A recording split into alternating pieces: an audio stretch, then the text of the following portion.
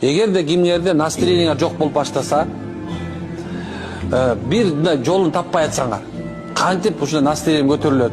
Эч ким менен сүйлөшкүң келбейт, үйдө эле жаткың келип атат. Телефонду деле мынтип карап отурасың да.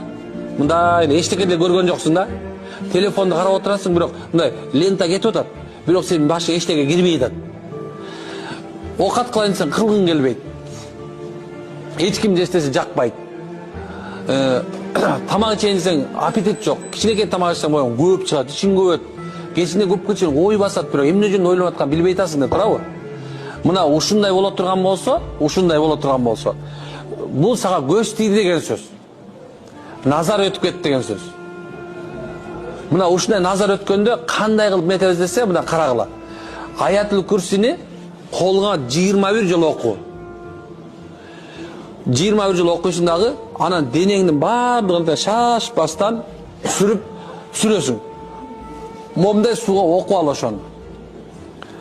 Анан ошону ичкин. Иншалла өтө өрчүп кете турган болсо дагы бир айга жетпей, Кудай берсе калыбына келесиң. Биз Куранды Алла Таала бизге, биз Куранды силерге дейт, шифа үчүн жараттык дейт, бердик дейт, түшүрдүк дейт, нуназил. Алла түшүрдүк дейт. Демек Куранды колдонгонду үйрөнөлү.